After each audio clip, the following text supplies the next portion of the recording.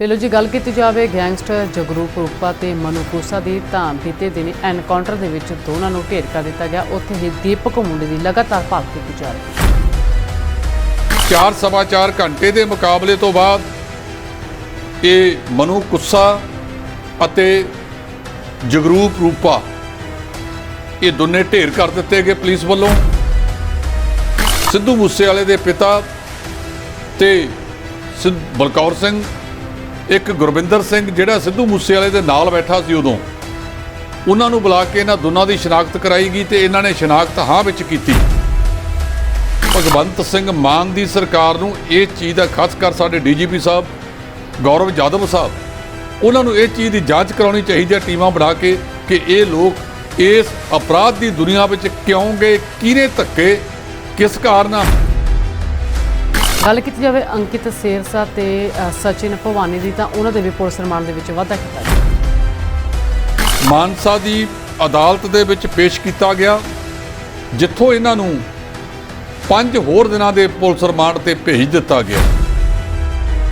लारंस बिशनोई, जग्गू भगवानपुरिया ते होर किहड़े है अखीर इन्हां दी जिहड़ियां तारां कैनेडा विच बैठे गोल्डी बराड़ नाल जुड़ियां, जिन्हें पिछले हफ्ते दे विच ही ये सामने आके आख्या सी कि ये असी कीता। आ रही ने कि लारंस बिशनोई नूं जेल दे विच दस्सिया गया कि ज्ञानी गड्डी चढ़ाता इन्हां ने जिहड़े शूटर सीगे। ये सारे का सारा एक बड़ा गैंग जुड़िया होया हैगा। इहदे अखीर तक जाण की जरूरत है ते पैदा क्यों होए ने उहदे विच भी जाना चाहिए। सत श्री अकाल, मैं रीना मान, तुसीं देख रहे हो D5 चैनल पंजाबी ते प्रोग्राम लैके हाजिर हाँ खबर तोड़। इस प्रोग्राम दे विच पिछले हफ्ते भर दी उन्हां वड्डियां खबरां ते नज़र मारांगे जिन्हां खबरां दे करके पूरा हफ्ता सरगर्म रहा होवे। जेकर पिछले हफ्ते की गल की जाए तो अजिहियां अनेकां खबरां रहियां जिस करके पूरा हफ्ता माहौल काफ़ी गर्म रहा। सो इन्हां पूरे हफ्ते भर दीयां खबरां ते नज़र मारांगे तो साडे नाल स्टूडियो च मौजूद ने सीनियर एडिटर जसपाल सिंह ढिल्लों जी। सब तो पहला असीं उन्हां दा स्वागत करांगे। ढिल्लों जी तुहाडा बहुत बहुत स्वागत है जी। शुक्रिया, बहुत बहुत मेहरबानी जी। रीना जी। ढिल्लों जी जेकर पिछले हफ्ते ते नज़र मारीए तो पिछला हफ्ता काफ़ी सरगर्म रहा। मुद्दा काफ़ी देखा गया कि काफ़ी मुद्दे से जिहड़े गर्म रहे ने। सो चर्चा करते सब तो पहले असीं गलबात करांगे राष्ट्रपति की चोण नूं लैके भी देखा गया कि मुद्दा काफ़ी गरमाया सी। उत्थे ही जेकर मनप्रीत इयाली की गल की जाए तो मनप्रीत इयाली की बगावत ने एक वखरा ही जिहड़ा कि रुख ओह अख्तियार किया। देखो जी पिछली राष्ट्रपति की चोण हुई जिहदे विच द्रौपदी मुर्मू कावैली एरिए दे नाल संबंधित ने, वो 15वें राष्ट्रपति देश दे बन गए ने। उन्हां दे मुकाबले विच दूजियां धिरां वल्लों यशवंत सिन्हा नूं उम्मीदवार बनाया गया सी, लेकिन द्रौपदी मुर्मू इहदे विच अपना जित प्राप्त करके राष्ट्रपति की चोण जित गए ने। सारियां सियासी धिरां ने आपो अपने मुताबिक वोटां पाईयां। पंजाब दे विच बहुत गिनती वोटां जशवंत सिन्हा साहब नूं पईयां ने, क्योंकि आम आदमी पार्टी ते कांग्रेस दोहां ने मदद उन्हां दी कीती सी। पर श्रोमणी अकाली दल दे प्रधान सुखबीर सिंह बादल ने ऐलान कर दिता कि असी भारतीय जनता पार्टी वालों अपनाई हुई द्रौपदी मुर्मू नूं मदद करांगे, क्योंकि इन्हां नूं JP नड्डा जिहड़े भारतीय जनता पार्टी के कौमी प्रधान ने उन्हां वालों एक फोन आ गया। ये कहंदे भी चोर नालों पंड काली, सद्दी हुई मित्रां दी मैं पैर जुत्ती ना पावां, उस कथन मंगू ये तां बिना नंगे पैरी दौड़ पे के लाओ टुट्टी गंढी फिर जुड़न लगी है जी। इन्हां ने लास्ट मिनट ऐलान कर दिता कि असी द्रौपदी मुर्मू नूं वोटां पावांगे। MLA तो 3 ही है इन्हां दे, उन्हां दे विचों जिहड़ा आगू सीगा विधान सभा दा ਉਹ ਸੀ मनप्रीत इयाली। दूजे दो विधायक होर ने, उन्हां चों एक तां सालेहार ही है बीबी गनीब कौर मजीठीआ, ते मनप्रीत इयाली ने सवाल चुक दिता जिवें सिमरनजीत सिंह मान ने कहा कि मैं उस उम्मीदवार नूं वोट पावांगा जिहड़ा उम्मीदवार ਪੰਜਾਬ ਦੀਆਂ ਮੰਗਾਂ ਬਾਰੇ ਸਾਡੇ ਨਾਲ ਗੱਲ ਕਰੇਗਾ। ਬਾਅਦ ਦੇ ਵਿੱਚ ਇਹਨਾਂ ਨੂੰ ਵੀ ਜਾਗਿਆ ਹੇਜ, ਇਹਨਾਂ ਨੇ ਵੀ ਚਿੱਠੀ ਲਿਖ ਦਿੱਤੀ, ਲੇਕਿਨ ਪਹਿਲ ਕੀਤੀ ਸਰਦਾਰ ਸਿਮਰਨਜੀਤ ਸਿੰਘ ਮਾਨ ਨੇ। ਇਸ ਗੱਲ ਨੂੰ ਲੈ ਕੇ ਮਨਪ੍ਰੀਤ ਇਆਲੀ ਸਾਹਿਬ ਨੇ ਬਿਲਕੁਲ ਚੁੱਪ ਵੱਟੀ ਰੱਖੀ। ਜਿੱਦਣ ਵੋਟਾਂ ਸੀ ਉਦੋਂ ਫਿਰ ਉਹਨਾਂ ਦੀ ਜ਼ਮੀਰ ਜਾਗ ਪਈ ਤੇ ਉਹਨਾਂ ਨੇ ਕਿਹਾ ਕਿ ਜਿਹੜੀ 13 ਮੈਂਬਰੀ ਕਮੇਟੀ ਝੁੰਦਾ ਕਮੇਟੀ ਸੀ ਉਹਦੀ ਸਿਫਾਰਿਸ਼ ਲਾਗੂ ਕਿਉਂ ਨਹੀਂ ਕੀਤੀ ਜਾ ਰਹੀ। ਵਿਧਾਨ ਸਭਾ ਚੋਣਾਂ ਤੋਂ ਬਾਅਦ ਇਹ ਕਮੇਟੀ ਬਣੀ, ਇਹਨਾਂ ਨੇ 100 ਤੋਂ ਵੱਧ ਹਲਕਿਆਂ ਦਾ ਦੌਰਾ ਕੀਤਾ, ਰਿਪੋਰਟ ਦਿੱਤੀ ਕਿ ਜੇ ਅਕਾਲੀ ਦਲ ਨੂੰ ਪੰਜਾਬ ਦੇ ਵਿੱਚ ਬਚਾਉਣਾ ਹੈ ਤਾਂ ਇਹਦੀ ਲੀਡਰਸ਼ਿਪ ਬਦਲਣੀ ਪਊਗੀ।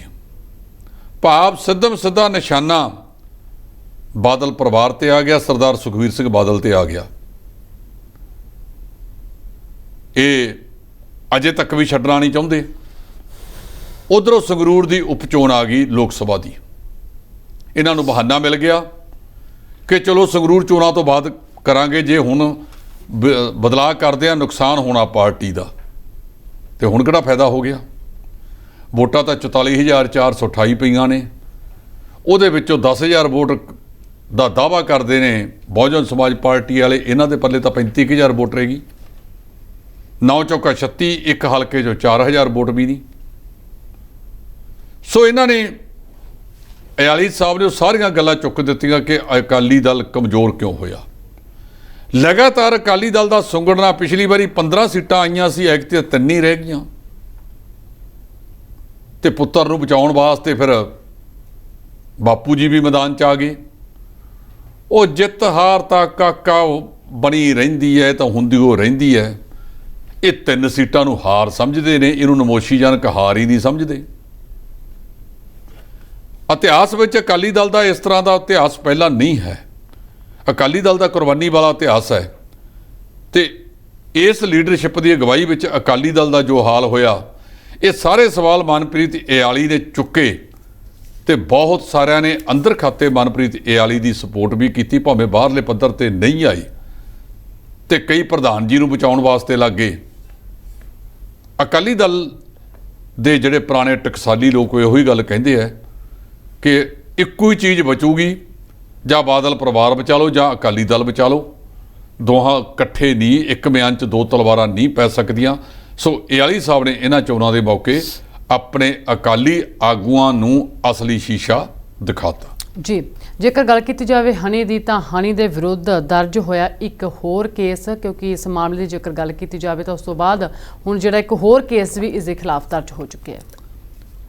ਪਹਿਲਾਂ ਉਹ ਮਨੀ ਲਾਂਡਰਿੰਗ ਕੇਸ ਦੇ ਵਿੱਚ ਉਹਦੇ ਕੋਲੋਂ 10 ਕਰੋੜ ਤੋਂ ਵੱਧ ਦਾ ਪੈਸਾ ਮਿਲਿਆ ਸੀ ਤੇ ਈਡੀ ਨੂੰ ਮਸ਼ੀਨਾਂ ਰਾਹੀਂ ਇਹ ਪੈਸੇ ਦੀ ਗਿਣਤੀ ਕਰਨੀ ਪਈ ਸੀ। ਉਸ ਕੇਸ ਦੇ ਵਿੱਚ ਭੁਪਿੰਦਰ ਸਿੰਘ ਹਣੀ ਕਹਿੰਦੇ ਆ ਕਿ ਚਰਨਜੀਤ ਸਿੰਘ ਚੰਨੀ ਦੀ ਸਾਲੀ ਦਾ ਮੁੰਡਾ ਹੈ ਤੇ ਜਦੋਂ ਚਰਨਜੀਤ ਸਿੰਘ ਚੰਨੀ ਦੀ ਮਾਸੜ ਜੀ ਦੀ ਚੜ੍ਹਾਈ ਸੀ ਤੇ ਫਿਰ ਹਣੀ ਸ਼ਨੀ ਜੀ ਚੰਮਦੀਆਂ ਚਲਾਉਂਦੇ ਸੀ। 26 ਜਨਵਰੀ 15 ਅਗਸਤ ਆਦਿ ਫੰਕਸ਼ਨਾਂ ਦੇ ਉੱਤੇ ਵੀ ਮਾਸੜ ਜੀ ਦੇ ਨਾਲੋਂ ਨਾਲ ਜਾਂਦੇ ਸੀ। ਮੇਰੇ ਨਾਲ ਚੱਲੇ ਨਹੀਂ ਗਰਧਾਰੀ ਲਾਲ। ਇਸ ਕਰਕੇ ਇਹਨਾਂ ਨੇ ਕਾਫੀ ਪੱਧਰ ਦੇ ਉੱਤੇ ਜੀ ਮਾਸੜ ਜੀ ਦਾ ਸਾਥ ਦਿੱਤਾ ਤੇ ਉਸ ਕੇਸ ਦੇ ਵਿੱਚ ਇਹਨੂੰ ਜ਼ਮਾਨਤ ਮਿਲੀ ਹੈ। ਜ਼ਮਾਨਤ ਮਿਲਣ ਤੋਂ ਬਾਅਦ ਹੁਣ ਇਹਦਾ ਇੱਕ ਕੇਸ ਹੋਰ, ਜਿਹੜਾ ਕਿ ਖਨਨ, ਜਿਹਨੂੰ ਅੰਗਰੇਜ਼ੀ 'ਚ ਮਾਈਨਿੰਗ ਕਹਿੰਦੇ ਆ, ਉਹਦੇ ਨਾਲ ਸੰਬੰਧਿਤ ਹੈ ਤੇ ਉਹ ਕੇਸ ਜਿਹੜਾ ਹੈਗਾ ਉਹ ਸਾਹਮਣੇ ਆ ਗਿਆ। ਜਦੋਂ ਉਹ ਕੇਸ ਸਾਹਮਣੇ ਆ ਗਿਆ,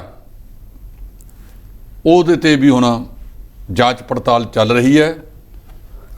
ਇਸ ਕੇਸ ਦੇ ਵਿੱਚ ਉਹਦੀ ਹਿਰਾਸਤ ਪੁੱਛਗਿੱਛ ਵੀ ਹੋ ਸਕਦੀ ਹੈ, ਲੇਕਿਨ ਇਹ ਵੀ ਇੱਕ ਜਿਹੜੇ ਦੋਸ਼ ਨੇ ਉਹ ਕਾਫੀ ਗੰਭੀਰਤਾ ਵਾਲੇ ਦੋਸ਼ ਲੱਗੇ ਹੋਏ ਨੇ। ਜੀ, ਪੰਜਾਬ ਦੇ ਵਿੱਚ 1 ਅਗਸਤ ਤੋਂ ਲੱਗੇਗਾ ਲੋਕੇਸ਼ਨ ਟਰੈਕਿੰਗ ਸਿਸਟਮ ਤੇ ਹੁਣ ਜਿਹੜੇ ਚਲਾਨ ਨੇ ਉਹ ਘਰਾਂ ਦੇ ਵਿੱਚ ਹੀ ਆਉਣਗੇ। ਪੰਜਾਬ ਦੇ ਟਰਾਂਸਪੋਰਟ ਮੰਤਰੀ ਲਾਲਜੀਤ ਸਿੰਘ ਭੁੱਲਰ ਸਾਹਿਬ ਨੇ ਇਹ ਚੀਜ਼ ਦਾ ਐਲਾਨ ਕੀਤਾ ਹੈ। ਔਰ ਤੁਸੀਂ ਦੇਖਿਆ ਹੋਣਾ ਪਿਛਲੇ ਕੁਝ ਸਮੇਂ ਤੋਂ ਪੁਲਿਸ ਦੀ ਜਾਂਚ ਵੀ ਤੇਜ਼ ਹੋਈ ਹੈ ਤੇ ਪੁਲਿਸ ਕਰਮਚਾਰੀ ਖਾਸ ਕਰ ਜਿਹੜੇ ਟ੍ਰੈਫਿਕ ਪੁਲਿਸ ਵਾਲੇ ਨੇ ਉਹਨਾਂ ਦੀ ਗਿਣਤੀ ਵੀ ਵਧਾ ਦਿੱਤੀ ਗਈ ਹੈ, ਕੇਂਦਰ ਵੀ ਵਧਾ ਦਿੱਤੇ ਗਏ ਨੇ। ਤੁਹਾਡਾ ਲੋਕੇਸ਼ਨ ਟਰੈਕਿੰਗ ਸਿਸਟਮ, ਸੈਕੰਡ ਉਹਦੇ ਤੇ ਗਤੀ ਵਗੈਰਾ ਤੇ ਉਹ ਸਾਰਾ ਕੁਝ ਵਿੱਚ ਹੋਵੇਗਾ। ਤੇ ਚੰਡੀਗੜ੍ਹ ਦੀ ਤਰਜ਼ ਤੇ ਪੰਜਾਬ ਦੇ ਵਿੱਚ ਵੀ ਹੁਣ ਚਲਾਨ ਘਰੋਂ ਘਰੀ ਆਉਣਗੇ। ਇਹ ਨਹੀਂ ਹੈ ਕਿ ਤੁਸੀਂ ਲਾਲ ਬੱਤੀ ਦੀ ਉਲੰਘਣਾ ਕਰਤੀ, ਕੋਈ ਚਲਾਨ ਹੀ ਨਹੀਂ ਹੁੰਦਾ ਸੀ ਜਿਹੜਾ ਪਹਿਲਾਂ।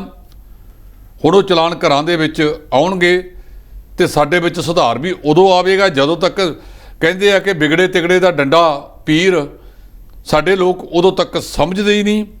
ਤੇ ਜਦੋਂ ਹੁਣ ਘਰਾਂ ਦੇ ਵਿੱਚ ਚਲਾਨ ਆਉਣੇ ਸ਼ੁਰੂ ਹੋ ਗਏ ਤੇ ਇਹ ਵੀ ਸਿਸਟਮ ਬਣ ਰਿਹਾ ਕਿ 3-3 ਮਹੀਨੇ ਲਾਇਸੈਂਸ ਵੀ ਰੱਦ ਹੋ ਜਾਇਆ ਕਰਨਗੇ ਤੇ ਫਿਰ ਅਸੀਂ ਥੋੜ੍ਹਾ ਬਹੁਤਾ ਸੁਧਾਰ ਵਾਲੇ ਪਾਸੇ ਜਾਣਾ ਹੈ। ਨਹੀਂ ਤਾਂ ਸਾਡੇ ਇੱਕੋ ਹੀ ਕੰਮ ਹੈ ਕਿ ਮੈਂ ਨਾ ਮੰਨੂ, ਲਗਾਤਾਰ ਇਸ ਤਰ੍ਹਾਂ ਦੀਆਂ ਸਿਸਟਮ ਹੋ ਰਿਹਾ ਹੈ। ਜੀ ਢਿੱਲੋਂ ਜੀ, ਗੱਲ ਕੀਤੀ ਜਾਵੇ ਗੈਂਗਸਟਰ ਜਗਰੂਪ ਰੂਪਾ ਤੇ ਮਨੂ ਕੂਸਾ ਦੀ, ਤਾਂ ਬੀਤੇ ਦਿਨ ਐਨਕਾਊਂਟਰ ਦੇ ਵਿੱਚ ਦੋਨਾਂ ਨੂੰ ਢੇਰ ਕਰ ਦਿੱਤਾ ਗਿਆ। ਉੱਥੇ ਹੀ ਦੀਪਕ ਮੁੰਡੇ ਦੀ ਲਗਾਤਾਰ ਭਾਲ ਕੀਤੀ ਜਾ ਰਹੀ ਹੈ। ਪਿਛਲੇ ਦਿਨੀ ਭਕਨਾ ਪਿੰਡ ਦੇ ਕੋਲ ਇੱਕ ਹਵੇਲੀ ਹੈ, ਜਿਹੜੀ ਹਵੇਲੀ ਖੇਤਾਂ ਦੇ ਵਿੱਚ ਸੀ। ਬਲਵਿੰਦਰ ਸਿੰਘ ਬਿੱਲਾ ਨਾਂ ਦੇ ਬੰਦੇ ਦੀ ਇਹ ਹਵੇਲੀ ਹੈ।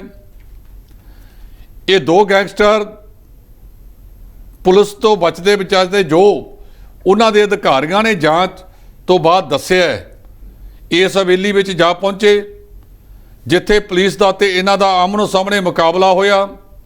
4-4.25 ਘੰਟੇ ਦੇ ਮੁਕਾਬਲੇ ਤੋਂ ਬਾਅਦ ਇਹ ਮਨੂ ਕੁੱਸਾ ਅਤੇ ਜਗਰੂਪ ਰੂਪਾ ਇਹ ਦੋਨੇ ਢੇਰ ਕਰ ਦਿੱਤੇ ਗਏ ਪੁਲਿਸ ਵੱਲੋਂ।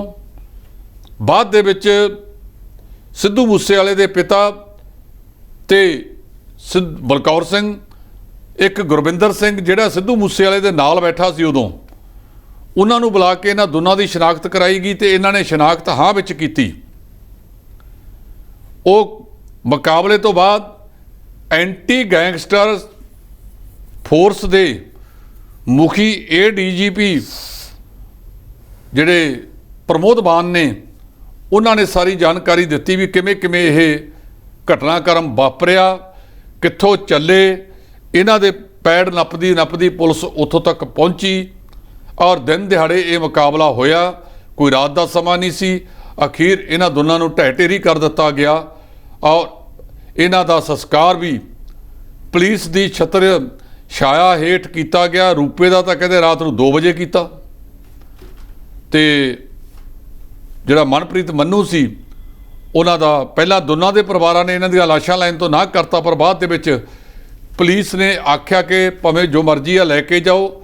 ਇੱਕ ਪਿੰਡ ਦੇ ਸਰਪੰਚ ਨੇ ਵੀ ਆਖਿਆ ਕਿ ਜੇ ਔਲਾਦ ਮਾੜੀ ਨਿਕਲ ਜਾਵੇ ਇਹਦਾ ਮਤਲਬ ਇਹ ਨਹੀਂ ਕਿ ਉਹਨੂੰ ਛੱਡ ਦਿੱਤਾ ਜਾਂਦਾ ਹੈ, ਪਰ ਮਤਲਬ ਕਹਿ ਸਕਦੇ ਆ ਜੇ ਮਾਂ ਕਹਿੰਦੀ ਹੈ ਕਿ ਜਿੱਥੇ ਮਰਜ਼ੀ ਗੋਲੀ ਮਾਰ ਦਿਓ, ਤਾਂ ਇਹ ਮਾਂ ਦੀ ਹੂਕ ਸੀ, ਉਹਦੇ ਤੁਰਦਰ ਦਿਲ ਦੇ ਵਿੱਚੋਂ ਨਿਕਲੀ ਹੋਈ ਹੂਕ ਸੀ ਜਿਹੜੀ ਇਸ ਪੱਧਰ ਦੇ ਉੱਤੇ ਜਾ ਕੇ ਨਿਕਲੀ, ਜਿਹਦੇ ਕਰਕੇ ਮਤਲਬ ਉਹ ਸ਼ੁਰੂਆਤੀ ਦੌਰ ਦੇ ਵਿੱਚ ਮਾੜੇ ਕੰਮਾਂ 'ਚ ਪੈ ਗਿਆ।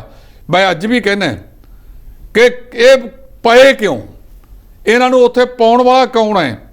ਕੋਈ ਪੁਲਿਸ ਅਧਿਕਾਰੀ ਹੈ, ਕੋਈ ਰਾਜਨੀਤੀਵਾਨ ਹੈ ਜਾਂ ਕੋਈ ਹੋਰ ਹੈ? ਭਗਵੰਤ ਸਿੰਘ ਮਾਨ ਦੀ ਸਰਕਾਰ ਨੂੰ ਇਹ ਚੀਜ਼ ਦਾ, ਖਾਸ ਕਰ ਸਾਡੇ DGP ਸਾਹਿਬ ਗੌਰਵ ਯਾਦਵ ਸਾਹਿਬ, ਉਹਨਾਂ ਨੂੰ ਇਹ ਚੀਜ਼ ਦੀ ਜਾਂਚ ਕਰਾਉਣੀ ਚਾਹੀਦੀ ਹੈ ਟੀਮਾਂ ਬਣਾ ਕੇ ਕਿ ਇਹ ਲੋਕ ਇਸ ਅਪਰਾਧ ਦੀ ਦੁਨੀਆ ਵਿੱਚ ਕਿਉਂ ਗਏ, ਕਿਹਨੇ ਧੱਕੇ, ਕਿਸ ਕਾਰਨ, ਕਿਹੜੇ ਹਾਲਾਤ ਸੀ ਜਿਨ੍ਹਾਂ ਕਰਕੇ ਉਹ ਇਸ ਪਾਸੇ ਵੱਲ ਤੁਰਦੇ ਰਹੇ, ਤੇ ਜੇ ਕੋਈ ਜ਼ਿੰਮੇਵਾਰ ਆ ਉਹਨਾਂ ਲਈ ਤੇ ਕਾਰਵਾਈ ਉਹਦੇ ਤੇ ਵੀ ਕੀਤੀ ਜਾਣੀ ਚਾਹੀਦੀ ਹੈ ਜਿਨ੍ਹਾਂ ਨੇ ਇਹਨਾਂ ਨੂੰ ਗੈਂਗਸਟਰ ਬਣਨ ਵਾਸਤੇ ਖੁੱਲ੍ਹ ਦਿੱਤੀ। ਜੀ ਗੱਲ ਕੀਤੀ ਜਾਵੇ ਅੰਕਿਤ ਸੇਰਸਾ ਤੇ ਸਚਿਨ ਭਵਾਨੀ ਦੀ, ਤਾਂ ਉਹਨਾਂ ਦੇ ਵੀ ਪੁਲਿਸ ਰਿਮਾਂਡ ਦੇ ਵਿੱਚ ਵਾਧਾ ਕੀਤਾ ਗਿਆ। ਕੱਲ ਮਾਨਸਾ ਦੀ ਅਦਾਲਤ ਦੇ ਵਿੱਚ ਇਹਨਾਂ ਨੂੰ ਲਿਆਂਦਾ ਗਿਆ। ਇਹਨਾਂ ਦੋਨਾਂ ਨੂੰ ਪਹਿਲਾਂ 8 ਦਿਨ ਦੇ ਰਿਮਾਂਡ ਤੇ ਇਹ ਲਏ ਗਏ ਸੀ ਮਾਨਸਾ ਪੁਲਿਸ ਵੱਲੋਂ। ਕੱਲ ਦੁਬਾਰਾ ਇਹਨਾਂ ਨੂੰ ਮਾਨਸਾ ਦੀ ਅਦਾਲਤ ਦੇ ਵਿੱਚ ਪੇਸ਼ ਕੀਤਾ ਗਿਆ, ਜਿੱਥੋਂ ਇਹਨਾਂ ਨੂੰ 5 ਹੋਰ ਦਿਨਾਂ ਦੇ ਪੁਲਿਸ ਰਿਮਾਂਡ ਤੇ ਭੇਜ ਦਿੱਤਾ ਗਿਆ ਹੈ। ਇਸ ਕਰਕੇ ਜਿਹੜਾ ਸਚਿਨ ਭਵਾਨੀ ਹੈ, ਇਹ ਉਹ ਭੱਦਰ ਪੁਰਸ਼ ਹੈ ਜਿਹਨੇ ਇਹਨਾਂ ਨੂੰ ਪਨਾਹ ਦਿੱਤੀ ਸੀ। ਇਹ ਫਤਿਆਬਾਦ ਦਾ ਰਹਿਣ ਵਾਲਾ ਹੈ ਔਰ ਫਤਿਆਬਾਦ ਤੋਂ ਹੀ ਗੱਲ ਤੁਰੀ ਸੀ, ਕਿਉਂਕਿ ਇਹ ਜਿਹੜਾ ਪੁਲਿਸ ਮੁਤਾਬਕ ਬਲੈਰੋ ਮੋਡਿਊਲ ਸੀ, ਉਸ ਮੋਡਿਊਲ ਦਾ ਹਿੱਸਾ ਸੀ। ਉਹਦੇ ਵਿੱਚੋਂ ਇੱਕ ਪਰਚੀ ਮਿਲੀ, ਉਹ ਪਰਚੀ ਫਤਿਆਬਾਦ ਦੇ ਇੱਕ ਪੈਟਰੋਲ ਪੰਪ ਦੀ ਸੀ, ਜਿਸ ਪੈਟਰੋਲ ਪੰਪ ਦੇ ਜਦੋਂ ਜਾ ਕੇ ਉਸ ਤਰੀਕ ਵਾਲੇ ਇਹ ਖੰਗਾਲੇ ਗਏ ਸੀਸੀਟੀਵੀ ਕੈਮਰਾਜ, ਉਸ ਦੇ ਵਿੱਚੋਂ ਇਹਨਾਂ ਦੀਆਂ ਤਸਵੀਰਾਂ ਸਾਹਮਣੇ ਆਈਆਂ। ਸਭ ਤੋਂ ਪਹਿਲਾਂ ਇਹ ਪਤਾ ਲੱਗਿਆ ਕਿ ਇਹਨਾਂ ਦੇ ਵਿੱਚੋਂ ਇੱਕ ਪ੍ਰਿਆਵਰਤ ਫੌਜੀ ਹੈ ਜਿਹੜਾ ਸੋਨੀਪਤ ਦਾ ਰਹਿਣ ਵਾਲਾ ਜੀ, ਇੱਕ ਅੰਕਿਤ ਸ਼ੇਰਸਾ, ਇਹ ਸਭ ਤੋਂ ਛੋਟੀ ਉਮਰ ਦਾ 18 ਸਾਲ ਦੀ ਉਮਰ ਹੈ ਸਿਰਫ। ਇਹ ਸਾਰਾ ਕੁਝ ਉਹਦੇ ਵਿੱਚੋਂ ਸਾਹਮਣੇ ਆਇਆ, ਜਿਹਦੇ ਕਰਕੇ ਫਿਰ ਇਹਨਾਂ ਨੂੰ ਉੱਥੇ ਅੱਗੇ ਦੀ ਅੱਗੇ ਪੁਲਿਸ ਪੈੜ ਦਬਦੀ ਗੁਜਰਾਤ ਤੱਕ ਪਹੁੰਚੀ। ਇਹਦੇ ਵਿੱਚ ਦਿੱਲੀ ਦੀ ਜਿਹੜੀ ਪੁਲਿਸ ਹੈ ਉਹ ਜ਼ਿਆਦਾ ਉਹਨਾਂ ਦਾ ਵਿਸ਼ੇਸ਼ ਸੈੱਲ ਕਾਮਯਾਬ ਰਿਹਾ ਤੇ ਉਹਨਾਂ ਨੇ ਇਹਨੂੰ ਦਿੱਲੀੋਂ ਜਾ ਕੇ ਗੁਜਰਾਤ ਦੇ ਵਿੱਚੋਂ ਕਈਆਂ ਨੂੰ ਦਬੋਚਿਆ।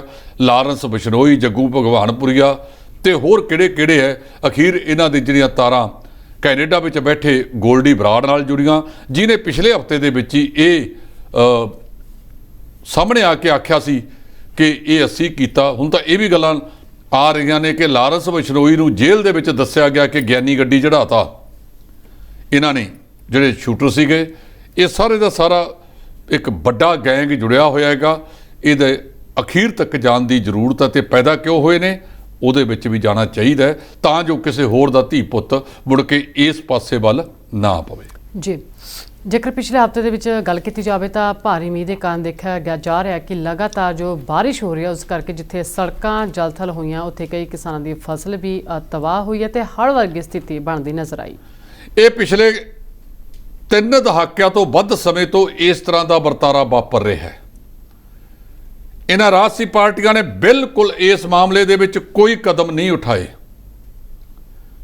ਇਹਦੇ ਲਈ ਇੱਕ ਧਿਰ ਜ਼ਿੰਮੇਵਾਰ ਨਹੀਂ, ਸਾਰੀਆਂ ਧਿਰਾਂ ਜ਼ਿੰਮੇਵਾਰ ਨੇ। ਜਿਹੜੇ ਸਾਡੀਆਂ ਜਲ ਨਿਕਾਸੀਆਂ ਸੀ, ਜਿਹਨੂੰ ਡਰੇਨ ਕਹਿੰਦੇ ਆ, ਇਹਨਾਂ ਨੂੰ ਪੰਜਾਬੀ ਦੇ ਵਿੱਚ ਸੇਮ ਨਾਲਾ ਕਿਹਾ ਜਾਂਦਾ ਹੈ। ਇਹ ਸੇਮ ਨਾਲੇ ਵੀ ਇਸੇ ਵਿੱਚ ਪਏ, ਧਰਤੀ ਹੇਠ ਪਾਣੀ ਦੱਬਿਆ ਜਾ ਰਿਹਾ ਹੈ ਤੇ ਸੇਮ ਨਾਲਿਆਂ ਦੀ ਸਫਾਈ ਨਹੀਂ ਹੋਈ ਬਹੁਤ ਲੰਬੇ ਸਮੇਂ ਤੋਂ। ਇਹਦੇ ਵਿੱਚ ਸਰਕਾਰਾਂ ਵੀ ਜ਼ਿੰਮੇਵਾਰ ਤੇ ਜਿਨ੍ਹਾਂ ਲੋਕਾਂ ਨੇ, ਭਾਵੇਂ ਘੱਗਰ ਹੋਵੇ ਭਾਵੇਂ ਇਹ ਸੇਮ ਨਾਲੇ ਦੀ ਜਗ੍ਹਾ ਹੋਵੇ, ਬਹੁਤ ਸਾਰੇ ਕਿਸਾਨਾਂ ਨੇ ਵੀ ਇਹ ਜਗ੍ਹਾ ਦੱਬੀ ਹੋਈ ਹੈ ਜੀ। ਤੇ ਜਦੋਂ ਜਲ ਦੀ ਨਿਕਾਸੀ ਹੋਏਗੀ ਨਹੀਂ, ਇੱਕ ਸਾਡੇ ਮੈਂ ਬਹੁਤ ਵਾਰ ਕਹਿਣਾ ਹੁੰਦਾ ਕਿ ਇੰਜੀਨੀਅਰਾਂ ਦਾ ਸਨਮਾਨ ਮੇਰਾ ਖਿਆਲ ਟਰੰਪ ਸਾਹਿਬ ਤੋਂ ਕਰਾਓ। ਸਭ ਤੋਂ ਵਧੀਆ ਟਰੰਪ ਸਾਹਿਬ ਨੇ ਇਸ ਮਾਮਲੇ ਦੇ ਵਿੱਚ। ਇਹਨਾਂ ਦੀਆਂ ਗਲਤ ਡਿਜ਼ਾਈਨਾਂ, ਇਹਨਾਂ ਦੀਆਂ ਗਲਤ ਯੋਜਨਾਵਾਂ, ਇਹਨਾਂ ਨੇ ਕਦੇ ਨਿਕਾਸੀਆਂ ਨਹੀਂ ਦੇਖੀਆਂ। ਇਸੇ ਸ਼ਹਿਰ ਦੇ ਵਿੱਚ ਇੱਕ ਪੁੱਡਾ ਨੇ ਕਲੋਨੀ ਕੱਟੀ, ਸਾਬਕਾ ਮੁੱਖ ਮੰਤਰੀ ਸਰਦਾਰ ਪ੍ਰਕਾਸ਼ ਸਿੰਘ ਬਾਦਲ ਕਟਾ ਗਏ ਤੇ ਜਿਹੜਾ ਸਾਰਾ ਅੱਧੇ ਤੋਂ ਵੱਧ ਸ਼ਹਿਰ ਦਾ ਪਾਣੀ ਸੀ ਉਹ ਟੋਭੇ 'ਚ ਜਾਂਦਾ ਸੀ। ਉਹ ਪਾਣੀ ਦੀ ਨਿਕਾਸੀ ਦਾ ਕੋਈ ਕੰਮ ਹੀ ਨਹੀਂ ਦੇਖਿਆ ਤੇ ਲੋਕ ਖਮਿਆਜਾ ਭੁਗਤ ਰਹੇ ਨੇ। ਕਈ ਥਾਵਾਂ ਦੇ ਉੱਤੇ ਕਲੋਨੀਆਂ ਦੇ ਸੀਵਰੇਜ ਨੀਵੇਂ ਨੇ ਤੇ ਇਹਨਾਂ ਨੇ ਦੂਜੇ ਪਾਸੇ ਨਿਕਾਸੀਆਂ ਉੱਚੀਆਂ ਬਣਾਤੀਆਂ, ਪਾਣੀ ਫੇਰ ਬੈਕ ਮਾਰਦਾ ਹੈਗਾ। ਇਹਨਾਂ ਦੇ ਮੈਂ ਬਾਰੇ ਜਾਵਾਂ, ਇਹ ਜੇ ਮੌਜੂਦਾ ਸਰਕਾਰ ਇਸ ਮਾਮਲੇ 'ਚ ਕਰਨਾ ਚਾਹੁੰਦੀ ਹੈ, ਕੁਲਦੀਪ ਸਿੰਘ ਧਾਲੀਵਾਲ ਸਾਡੇ ਪੰਚਾਇਤ ਮੰਤਰੀ ਨੇ, ਖੇਤੀਬਾੜੀ ਮੰਤਰੀ ਵੀ ਉਹੀ ਨੇ, ਜੇ ਉਹਨਾਂ ਨੇ ਬੀੜਾ ਚੁੱਕਿਆ ਤਾਂ ਉਹਨਾਂ ਨੂੰ ਚਾਹੀਦਾ ਇਹ ਹੈ ਕਿ ਇਹਨਾਂ ਦੇ ਉੱਤੇ ਕੰਮ ਕੀਤਾ ਜਾਵੇ ਔਰ ਨਿਕਾਸੀਆਂ ਖਲਾਈਆਂ ਜਾਣ। ਹੁਣ ਝੋਨਾ ਬੀਜਿਆ ਗਿਆ, ਮਾਰਚ ਦੇ ਵਿੱਚ ਜਦੋਂ ਕਣਕ ਕੱਟ ਲਈ ਜਾਵੇਗੀ ਫਿਰ 2 ਮਹੀਨੇ ਦਾ ਸਮਾਂ ਹੋਏਗਾ ਸਾਡੇ ਕੋਲੇ। ਨਿਸ਼ਾਨਦਹੀਆਂ ਕਰਾ ਕੇ ਕਿੱਥੇ ਟੋਭੇ ਸੀ, ਕਿੱਥੇ ਜਲ ਨਿਕਾਸੀਆਂ ਸੀ, ਉਹ ਸਾਰੇ ਦੁਬਾਰਾ ਪੈਦਾ ਕੀਤੇ ਜਾਣ ਤੇ ਲੋਕਾਂ ਦਾ ਸਹਿਯੋਗ ਲਿਆ ਜਾਵੇ। ਤੇ ਜੇ ਇੱਕ ਵਾਰੀ ਨਿਕਾਸੀਆਂ ਵਧੀਆ ਬਣਾ ਦਿੱਤੀਆਂ ਜਾਣ ਤਾਂ ਮੈਂ ਤੁਹਾਨੂੰ ਦਾਅਵੇ ਨਾਲ ਕਹਿਣਾ ਕਿ ਅਗਲੀ ਸੀਜ਼ਨ ਦੇ ਵਿੱਚ ਫਿਰ ਪੰਜਾਬ ਦੇ ਵਿੱਚ ਕੋਈ ਹੜ੍ਹ ਨਹੀਂ ਆਵੇਗਾ, ਪਾਣੀ ਸਮੂਥਲੀ ਜਾਵੇਗਾ। ਔਰ ਜਿਹੜਾ ਵਾਧੂ ਪਾਣੀ ਹੈ ਇਹਨੂੰ ਰੀਚਾਰਜ ਕਰਨ ਵਾਸਤੇ ਟੋਭੇ, ਪੁਰਾਣੇ ਖੂਹ ਤੇ ਜਿੱਥੇ ਨਹੀਂ ਹੈਗੇ ਉੱਥੇ ਨਵੇਂ ਰੀਚਾਰਜ ਬਿੱਲ ਲਾ ਦਿੱਤੇ ਜਾਣ। ਅਗਲੇ 4-5 ਸਾਲਾਂ ਦੇ ਵਿੱਚ ਪਾਣੀ ਫੇਰ ਉਹੀ 8-8 ਫੁੱਟ ਤੇ ਆ ਜਾਏਗਾ, 10-10 ਫੁੱਟ ਤੇ ਆ ਜਾਏਗਾ, 20 ਫੁੱਟ ਤੇ ਆ ਜਾਏਗਾ। ਤੇ ਜਿਹੜਾ ਅੱਜ 300, 400, 500 ਕਈ ਥਾਵਾਂ ਤੇ ਇਸ ਤੋਂ ਵੀ, ਤੇ ਪੰਜਾਬ ਦੇ ਬਹੁ ਗਿਣਤੀ ਬਲਾਕ ਨੇ ਜਿਹੜੇ ਉਹਨਾਂ ਨੂੰ ਡਾਰਕ ਜ਼ੋਨ, ਕਾਲੇ ਖੇਤਰ ਐਲਾਨ ਦਿੱਤਾ ਗਿਆ, ਜਿੱਥੋਂ ਇਹ ਕਿਹਾ ਜਾ ਰਿਹਾ ਕਿ ਉੱਥੇ 1 ਸੈਂਟੀਮੀਟਰ ਵੀ ਜੇ ਪਾਣੀ ਕੱਢਿਆ ਗਿਆ ਤੇ ਪੰਜਾਬ ਦੇ ਵਿੱਚ ਬਹੁਤ ਖਤਰਨਾਕ ਸਥਿਤੀ ਪੈਦਾ ਹੋ ਜਾਵੇਗੀ। ਔਰ ਇੱਕ ਯੋਜਨਾਬੱਧ ਤਰੀਕੇ ਦੇ ਨਾਲ ਪੰਜਾਬ ਦੇ ਸਿਆਸਤਦਾਨਾਂ ਦੀਆਂ ਬੇਈਮਾਨੀਆਂ ਔਰ ਕੇਂਦਰ ਵਾਲਿਆਂ ਦੀ ਇਹਨਾਂ ਪ੍ਰਤੀ ਸੁਹਿਰਦਤਾ ਨਾ ਹੋਣੀ ਔਰ ਸਵਾਏ ਆਪਣੀਆਂ ਕੁਰਸੀਆਂ ਤੋਂ ਇਹਨਾਂ ਨੇ ਕਦੇ ਪੰਜਾਬ ਦੀ ਕਿਸੇ ਮੰਗ ਦਾ ਜਾ ਕੇ ਧਿਆਨਪੂਰਵਕ ਕੰਮ ਨਹੀਂ ਕੀਤਾ। ਜੇ ਕੀਤਾ ਹੁੰਦਾ ਤਾਂ ਪੰਜਾਬ ਦੀ ਆਹ ਸਥਿਤੀ ਨਾ ਹੁੰਦੀ। ਪੰਜਾਬ ਨੂੰ ਯੋਜਨਾਬੱਧ ਤਰੀਕੇ ਦੇ ਨਾਲ ਜਿਹੜਾ ਰੇਗਿਸਤਾਨ ਬਣਨ ਵਾਲੇ ਪਾਸੇ ਤੋਰਿਆ ਜਾ ਰਿਹਾ ਹੈ। ਆ ਚੌਲ ਨਾ ਅਸੀਂ ਖਾਂਦੇ ਆ, ਨਾ ਲੈਣਾ ਨਾ ਦੇਣਾ, ਇਹ ਫਸਲਾਂ ਜਾਣ ਬੁੱਝ ਕੇ ਸਾਡੇ ਤੇ ਥੋਪੀਆਂ ਗਈਆਂ। ਇਹਨਾਂ ਦੇ ਵਿੱਚ ਤਬਦੀਲੀ, ਫਸਲੀ ਫੇਰ ਬਦਲ ਕਦੋਂ ਆਊਗਾ? ਜਦੋਂ ਬਾਕੀ ਫਸਲਾਂ ਦਾ ਇੱਥੇ ਮੰਡੀਕਰਨ ਸਹੀ ਹੋਵੇ। ਮੌਜੂਦਾ ਸਰਕਾਰ ਨੇ ਕਿਹਾ ਸੀ ਕਿ ਅਸੀਂ ਖਰੀਦਾਂਗੇ ਮੂੰਗੀ, ਤੇ ਮੂੰਗੀ ਫਿਰ ਰੁਲ ਰਹੀ ਹੈ। ਸਰਕਾਰਾਂ ਨੂੰ ਆਪਣੇ ਕਹਿਣੀ ਤੇ ਕਰਨੀ ਇੱਕ ਕਰਨੀ ਚਾਹੀਦੀ ਹੈ। ਗੰਨਾ 300 ਕਰੋੜ ਰੁਪਈਆ ਉਹਨਾਂ ਦਾ ਇਹਨਾਂ ਮਿੱਲਾਂ ਵੱਲ ਬਕਾਇਆ ਖੜਾ ਕਿੰਨੇ ਚਿਰ ਤੋਂ। ਇਹ ਕੈਪਟਨ ਅਮਰਿੰਦਰ ਸਿੰਘ ਵੀ ਕਰ ਗਏ, ਮੈਂ ਇੰਨਾ ਵਾਅਦਾ ਕਰਤਾ, ਚੰਨੀ ਸਾਹਿਬ ਨੇ ਵੀ ਕਹਿਤਾ ਤੇ ਮੌਜੂਦਾ ਸਰਕਾਰ ਨੇ ਵੀ ਕਹਿਤਾ। ਹੁਣ ਖੇਤੀਬਾੜੀ ਮੰਤਰੀ ਨੇ ਕਿਹਾ ਕਿ 100 ਕਰੋੜ ਇਹਨਾਂ ਕਿਸਾਨਾਂ ਨੂੰ ਤਿੰਨ ਹਿੱਸਿਆਂ ਦੇ ਵਿੱਚ ਵੰਡ ਕੇ ਦਿੱਤਾ ਜਾਵੇਗਾ। ਪਹਿਲਾਂ ਇਹਨਾਂ ਨੂੰ ਹੁਣ 1 ਅਗਸਤ ਤੋਂ ਪਹਿਲਾਂ, ਦੂਜਾ 15 ਅਗਸਤ ਤੇ ਤੀਜਾ ਫਿਰ ਸਤੰਬਰ ਦੇ ਵਿੱਚ ਇਹਨਾਂ ਦਾ 3 ਕਿਸ਼ਤਾਂ ਦੇ ਵਿੱਚ 100 ਕਰੋੜ ਰੁਪਇਆ ਕਰਕੇ ਬਕਾਇਆ ਦੇ ਦਿੱਤਾ ਜਾਵੇਗਾ। ਜੇ ਦੂਜੀਆਂ ਫਸਲਾਂ ਤੋਂ ਮੁਨਾਫੇਯੋਗ ਭਾਅ ਕਿਸਾਨ ਨੂੰ ਮਿਲੇ ਤਾਂ ਕਿਸਾਨ ਨੇ ਲੈਣਾ ਕੀ ਹੈ ਝੋਨੇ ਤੋਂ। ਜੀ ਢਿੱਲੋਂ ਜੀ, ਕਿਸਾਨ ਜਥੇਬੰਦੀ ਦੇ ਵੱਲੋਂ ਜੋ MSP ਦੇ ਉੱਤੇ ਕਮੇਟੀ ਬਣਾਈ ਗਈ ਸੀ ਉਸ ਨੂੰ ਰੱਦ ਕਰ ਦਿੱਤਾ ਗਿਆ। ਇਹ ਜਿਹੜੀ ਕਮੇਟੀ ਬਣਾਈ ਗਈ ਸੀ, ਇਹ ਕਮੇਟੀ ਆਪਣੇ ਆਪ ਦੇ ਵਿੱਚ ਬੜੀ ਅਜੀਬ ਸਥਿਤੀ ਦੇ ਵਿੱਚ ਹੈ। ਇਹਦੇ ਵਿੱਚ ਉਹੀ ਬੰਦੇ ਪਾ ਦਿੱਤੇ ਗਏ। ਇੱਕ ਤਾਂ ਇਹਦੇ ਵਿੱਚ ਜਿਹੜੇ ਸਾਬਕਾ ਸਕੱਤਰ ਨੇ, ਸੰਜੇ ਅਗਰਵਾਲ ਨੀਤੀ ਆਯੋਗ ਦਾ ਮੈਂਬਰ ਹੈ, ਰਮੇਸ਼ ਚੰਦਰ ਖੇਤੀਬਾੜੀ ਅਰਥ ਸ਼ਾਸਤਰੀ, ਡਾਕਟਰ CSC ਸ਼ੇਖਰ IIM ਦੇ ਅਹਿਮਦਾਬਾਦ ਦੇ ਨੇ, ਡਾਕਟਰ ਸੁਖਪਾਲ ਸਿੰਘ ਉੱਨਤ ਕਿਸਾਨ, ਭਾਰਤ ਭੂਸ਼ਣ ਤਿਆਗੀ ਇਫਕੋ ਦੇ ਚੇਅਰਮੈਨ, ਦਲੀਪ ਸੰਘਾਲੀ, ਵਿਨੋਦ ਆਨੰਦ CSCP ਮੈਂਬਰ, ਨਵੀਨ P ਸਿੰਘ, ਉੜੀਸਾ, ਕਰਨਾਟਕ, ਸਿੱਕਮ, ਆਂਧਰਾ ਤੇ ਖੇਤੀਬਾੜੀ ਮੰਤਰੀ ਵਗੈਰਾ ਪਾਤੇ। ਉਹ ਜਿੱਥੇ ਸਮੱਸਿਆ ਸਭ ਤੋਂ ਵੱਡੀ ਪੰਜਾਬ ਦੇ ਵਿੱਚ ਹੈ, ਨਾ ਪੰਜਾਬ ਦਾ ਮੈਂਬਰ ਆ ਨਾ ਹਰਿਆਣੇ ਦਾ ਮੈਂਬਰ ਹੈ। ਸੰਯੁਕਤ ਕਿਸਾਨ ਮੋਰਚੇ ਤੇ ਬਾਕੀ ਕਿਸਾਨ ਜਥੇਬੰਦੀਆਂ ਨੇ ਇੱਕ ਕਮੇਟੀ ਉਹ ਰੱਦ ਕਰਤੀ। ਅਸੀਂ ਕਮੇਟੀ ਹੀ ਨਹੀਂ ਮੰਨਦੇ। ਔਰ ਖੇਤੀਬਾੜੀ ਮੰਤਰੀ ਨਰਿੰਦਰ ਤੋਮਰ ਕਹਿੰਦਾ ਹੈ ਕਿ ਅਸੀਂ ਤਾਂ ਕੋਈ ਵਾਅਦਾ ਹੀ ਨਹੀਂ ਸੀ ਕੀਤਾ। ਇਹਨੂੰ ਪੁੱਛੇ ਵੀ ਤੈਨੂੰ ਪੁੱਛਦਾ ਕੌਣ ਹੈ? ਤੁਸੀਂ ਕਿਸਾਨਾਂ ਦੇ ਨਾਲ ਬੈਠ ਜਾਂਦੇ ਸੀ ਮੀਟਿੰਗਾਂ ਕਰਨ ਵਾਸਤੇ, ਤੇ ਜਦੋਂ ਕੋਈ ਉਲਝਣ ਆਉਂਦੀ ਸੀ ਦੂਜੇ ਕਮਰੇ 'ਚ ਜਾ ਕੇ ਆਪਣੇ ਪ੍ਰਭੂਆਂ ਨੂੰ ਪੁੱਛਦੇ ਸੀ ਕਿ ਹੁਣ ਕੀ ਕਰੀਏ। ਜੇ ਤੁਸੀਂ ਇਹ ਕਹਿੰਦੇ ਸੀ, ਇੱਕ ਪਾਸੇ ਪ੍ਰਧਾਨ ਮੰਤਰੀ ਜਦੋਂ ਗੁਜਰਾਤ ਦੇ ਮੁੱਖ ਮੰਤਰੀ ਹੋਇਆ ਕਰਦੇ ਸੀ, ਇਹਨਾਂ ਨੇ MSP ਵਾਸਤੇ ਚਿੱਠੀ ਲਿਖੀ ਸੀ ਡਾਕਟਰ ਮਨਮੋਹਨ ਸਿੰਘ ਉਦੋਂ ਦੇ ਪ੍ਰਧਾਨ ਮੰਤਰੀ ਨੂੰ ਕਿ ਖੇਤੀ MSP ਤੇ ਕਾਨੂੰਨ ਬਣਾਇਆ ਜਾਵੇ ਫਸਲਾਂ ਤੇ ਅੱਜ ਉਹ ਚਿੱਠੀ ਦਾ ਚੇਤਾ ਵੀ ਨਹੀਂ। ਇਸ ਕਰਕੇ ਜਦੋਂ ਕਿਸਾਨ ਉੱਠੇ ਸੀ ਉਦੋਂ ਇਹ ਸਾਰੀਆਂ ਮੰਗਾਂ ਮੰਨਣ ਵਾਸਤੇ ਸਰਕਾਰ ਨੇ ਭਰੋਸਾ ਦਿਵਾਇਆ ਸੀ। ਪਰ ਜੇ ਕੋਈ ਬੰਦਾ ਮੁੱਕਰੀ ਜਾਵੇ, ਜੇ ਕਹਿੰਦੇ ਆ ਕਿ ਮਰੇ ਤੇ ਮੁੱਕਰੇ ਦਾ ਇਲਾਜ ਕੀ ਹੈ। ਜੀ ਢਿੱਲੋਂ ਜੀ, ਭਾਰਤੀ ਕਿਸਾਨ ਯੂਨੀਅਨ ਨੇ ਫੈਕਟਰੀਆਂ ਦੇ ਗੰਦੇ ਪਾਣੀ ਦਾ ਮਾਮਲਾ ਉਠਾਇਆ। ਬਹੁਤ ਸਾਰੇ ਥਾਵਾਂ ਦੇ ਉੱਤੇ ਪਾਣੀ ਥੱਲੇ ਧਰਤੀ ਦੇ ਵਿੱਚ ਸੁੱਟਿਆ ਜਾ ਰਿਹਾ ਹੈ ਔਰ ਬਹੁਤ ਸਾਰਾ ਪਾਣੀ ਬਿਨਾਂ ਕਿਸੇ ਪੈਸੇ ਦਿੱਤਿਆਂ ਇਹ ਖਰੀਦ ਰਹੇ ਨੇ, ਇਹ ਪਾਣੀ ਵਰਤ ਰਹੇ ਨੇ, ਲੇਕਿਨ ਸਰਕਾਰ ਨੂੰ ਕੁਝ ਨਹੀਂ ਦਿੱਤਾ। ਭਾਰਤੀ ਕਿਸਾਨ ਯੂਨੀਅਨ ਉਗਰਾਹਾਂ ਇਹ ਹੁਣ ਕਿਉਂ ਚੇਤਾ ਆਇਆ ਇਹਨਾਂ ਨੂੰ ਵੀ? ਇਹ ਫੈਕਟਰੀ ਦਾ ਬਹੁਤ ਲੰਬੇ ਸਮੇਂ ਤੋਂ ਪਾਣੀ ਪਾ ਰਹੀ ਹੈ। ਇਹ ਫੈਕਟਰੀ ਹੰਡਿਆਏ ਦੇ ਕੋਲ ਹੈ ਤੇ ਇਹਨਾਂ ਦੇ ਮਾਲਕਾਂ ਨੂੰ ਸਾਰੀਆਂ ਸਰਕਾਰਾਂ ਨਵਾਜ ਰਹੀਆਂ ਨੇ। ਅਕਾਲੀ ਭਾਜਪਾ ਸਰਕਾਰ ਨੇ 10 ਸਾਲ 'ਚ ਨਵਾਜ ਕੇ ਰੱਖਿਆ, ਕੈਪਟਨ ਅਮਰਿੰਦਰ ਸਿੰਘ ਨੇ, ਚਰਨਜੀਤ ਚੰਨੀ ਨੇ, ਤੇ ਹੁਣ ਮੌਜੂਦਾ ਭਗਵੰਤ ਸਿੰਘ ਮਾਨ ਦੀ ਸਰਕਾਰ ਨੇ ਵੀ ਨਵਾਜਤਾ। ਸੋ ਮੈਂ ਬੇਨਤੀ ਕਰਾਂ, ਇੱਕ ਪਾਸੇ ਨਵਾਜ ਰਹੇ ਹੋ, ਉਦੋਂ ਦੂਜੇ ਪਾਸੇ ਜਿਹੜਾ ਇਹ ਮਾਮਲਾ ਉਠਾਇਆ ਉਗਰਾਹਾਂ ਸਾਹਿਬ ਨੇ, ਇਹ ਮਾਮਲਾ ਬਹੁਤ ਗੰਭੀਰ ਹੈ ਕਿਉਂਕਿ ਅਣਸੋਧਿਆ ਪਾਣੀ ਧਰਤੀ 'ਚ ਸੁੱਟਿਆ ਜਾ ਰਿਹਾ ਹੈ, ਡਰੇਨਾਂ 'ਚ ਸੁੱਟਿਆ ਜਾ ਰਿਹਾ ਹੈ। ਤੁਸੀਂ ਬਰਾਲਾ ਟੱਪ ਜੋ ਬਠਿੰਡੇ ਦੇ ਏਰੀਏ ਦੇ ਵਿੱਚ ਬਹੁਤ ਲੰਬੀ ਦੇਰ ਤੱਕ ਇਹ ਪਾਣੀ ਜਾਂਦਾ ਹੈ ਤੇ ਆ ਪ੍ਰਦੂਸ਼ਣ ਰੋਕਥਾਮ ਬੋਰਡ ਵਾਲੇ ਇਹ ਸਵੈ NOCਆਂ ਤੋਂ ਕੰਮ ਕੀ ਕਰਦੇ ਨੇ? ਇਹਨਾਂ ਨੂੰ ਚਾਹੀਦਾ ਹੈ ਕਿ ਇਹਦੇ ਤੇ ਕੰਮ ਕਰਨ ਤੇ ਜਿਹੜਾ ਪੰਜਾਬ ਦੇ ਵਿੱਚ ਅਣਸੋਧਿਆ ਪਾਣੀ ਜਾ ਰਿਹਾ। ਆਪਾਂ ਕੱਲ੍ਹ ਹੀ ਗੱਲ ਕੀਤੀ ਸੀ ਕਿ 556 ਥਾਵਾਂ ਤੇ ਆਰਸੈਨਿਕ ਦੀ ਮਾਤਰਾ ਵਧੀ ਹੋਈ ਹੈ ਪੰਜਾਬ 'ਚ, 182 ਥਾਵਾਂ ਦੇ ਉੱਤੇ ਫਲੋਰਾਈਡ ਦੀ। ਜੀ, ਇਹ ਦੋਨੋਂ ਚੀਜ਼ਾਂ ਅਤ ਖਤਰਨਾਕ ਨੇ ਔਰ ਇਸੇ ਕਾਰਨ ਹੈ ਕਿ ਕੋਈ ਵੇਲਾ ਹੁੰਦਾ ਸੀ ਜਦੋਂ ਪੰਜਾਬੀਆਂ ਦੀ ਔਸਤਨ ਉਮਰ 90 ਸਾਲ ਦੇ ਲਗਭਗ ਸੀ, ਜੋ ਅੱਜ 70 ਤੋਂ ਵੀ ਥੱਲੇ ਆ ਗਈ ਹੈ। ਉਹਦਾ ਮੁੱਖ ਕਾਰਨ ਕੀ ਹੈ ਕਿ ਬਠਿੰਡੇ ਤੋਂ ਇੱਕ ਰੇਲ ਗੱਡੀ ਜਾਂਦੀ ਹੈ ਬੀਕਾਨੇਰ ਨੂੰ, ਜਿਹਦਾ ਨਾਂ ਕੈਂਸਰ ਐਕਸਪ੍ਰੈਸ ਹੈ। ਇਹ ਕੈਂਸਰ ਐਕਸਪ੍ਰੈਸ ਵਰਗੀਆਂ ਬਿਮਾਰੀਆਂ ਅਸੀਂ ਸਹੇੜੀਆਂ ਨੇ। ਨਕਲੀ ਕੀਟਨਾਸ਼ਕ ਦਵਾਈਆਂ, ਇਹਨਾਂ ਦੀ ਬਹੁਤ ਵੱਡੀ ਭਰਮਾਰ ਨੇ ਕਿਸਾਨਾਂ ਨੂੰ ਲੁੱਟਿਆ। ਜੇ ਕਿਸਾਨ ਨਰਮੇ ਵੱਲ ਤਬਦੀਲ ਹੁੰਦਾ ਤਾਂ ਚਿੱਟੀ ਮੱਖੀ ਤੇ ਗੁਲਾਬੀ ਸੁੰਡੀ ਨੇ ਰਗੜਤਾ। ਅਜੇ ਤੱਕ ਉਹਦੇ ਜਿਹੜੇ ਸ਼ੱਕੀ ਤੇ ਲਿਬੜੇ ਹੋਏ ਅਧਿਕਾਰੀ ਨੇ, ਉਹਨਾਂ ਨੂੰ ਦੁਬਾਰਾ ਲਿਆ ਕੇ ਇੱਥੇ ਮੁੜ ਤਾਇਨਾਤ ਕੀਤਾ ਜਾ ਰਿਹਾ ਹੈ। ਇੱਕ ਤਾਜ਼ਾ ਸਥਿਤੀ ਅੰਮ੍ਰਿਤ ਕੌਰ ਸ਼ੇਰਗਿੱਲ ਦੀ ਵੀ ਹੈ। ਉਹਨਾਂ ਦੇ ਮਹਿਕਮੇ ਦੇ ਵਿੱਚ ਵੀ ਕੁਝ ਚਾਰਜਸ਼ੀਟ ਅਧਿਕਾਰੀਆਂ ਨੂੰ ਮੁੜ ਤਾਇਨਾਤ ਚੰਗੀਆਂ ਥਾਵਾਂ ਤੇ ਕੀਤਾ ਜਾ ਰਿਹਾ ਸੀ। ਇਸ ਤਰ੍ਹਾਂ ਦੀਆਂ ਕਈ ਘਟਨਾਵਾਂ ਵਾਪਰੀਆਂ ਨੇ। ਸਾਡੇ ਮੰਤਰੀ ਤੇ ਭਗਵੰਤ ਮਾਨ ਮੁੱਖ ਮੰਤਰੀ ਸਾਹਿਬ ਨੂੰ ਆਪ ਇਸ ਪਾਸੇ ਵੱਲ ਦੇਖਣਾ ਚਾਹੀਦਾ ਹੈ ਕਿ ਕਿਵੇਂ ਇੱਥੇ ਨਕਲੀ ਤੇ ਖਾਦਾਂ, ਨਕਲੀ ਕੀਟਨਾਸ਼ਕ, ਨਕਲੀ ਬੀਜ, ਇਹ ਜਿਹੜਾ ਹੁਣ ਨਰਮੇ ਦਾ ਨਕਲੀ ਬੀਜ ਆਇਆ ਹੈ, ਉਹਦੀ ਜ਼ਿੰਮੇਵਾਰ ਮੌਜੂਦਾ ਸਰਕਾਰ ਹੈ। ਜੀ, ਖਾਣ ਵਾਲੀਆਂ ਵਸਤਾਂ ਆਟਾ, ਪਨੀਰ, ਦਹੀਂ ਵੀ GST ਦੇ ਘੇਰੇ ਦੇ ਵਿੱਚ ਨੇ। ਬਿਲਕੁਲ ਜੀ। ਪਿਛਲੇ ਦਿਨਾਂ ਦੇ ਵਿੱਚ ਚੰਡੀਗੜ੍ਹ ਦੇ ਵਿੱਚ ਇੱਕ ਸਾਡੇ GST ਕੌਂਸਲ ਦੀ ਮੀਟਿੰਗ ਹੋਈ ਸੀ, ਜਿਹਦੇ ਵਿੱਚ ਮੁੱਖ ਮੰਤਰੀ ਸਾਹਿਬ ਵੀ ਗਏ ਸੀ, ਵਿੱਤ ਮੰਤਰੀ ਸਾਹਿਬ ਵੀ ਗਏ ਸੀ, ਤੇ ਇਹਨਾਂ ਨੇ ਇੱਕ ਨਾਦਰਸ਼ਾਹੀ ਫਰਮਾਨ ਸੁਣਾਤਾ ਕਿ ਖਾਣ ਵਾਲੀਆਂ ਵਸਤਾਂ ਦਹੀਂ, ਪਨੀਰ, ਆਟਾ, ਇਹ ਸਾਰੇ ਕੁਝ ਤੇ GST ਲੱਗੇਗਾ।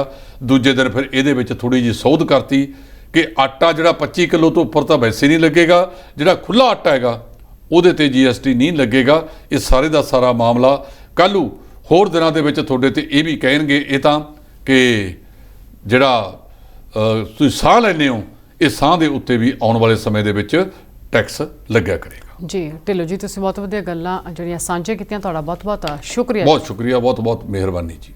ਇਹ ਸਨ ਜਸਪਾਲ ਸਿੰਘ ਢਿੱਲੋਂ ਜੀ, ਜਿਹਨੇ ਕਿ ਇਹਨਾਂ ਮੁੱਦਿਆਂ ਦੇ ਉੱਤੇ ਆਪਣੇ ਵਿਚਾਰ ਦਰਸ਼ਕਾਂ ਦੇ ਨਾਲ ਸਾਂਝੇ ਕੀਤੇ ਨੇ। ਸੋ ਅਗਲੇ ਹਫਤੇ ਫਿਰ ਹਾਜ਼ਰ ਹੋਵਾਂਗੇ ਲੈ ਕੇ ਹਫਤੇ ਭਰ ਦੀਆਂ ਵੱਡੀਆਂ ਖਬਰਾਂ। ਮੈਨੂੰ ਦੇ ਇਜਾਜ਼ਤ। ਸਤਿ ਸ਼੍ਰੀ ਅਕਾਲ।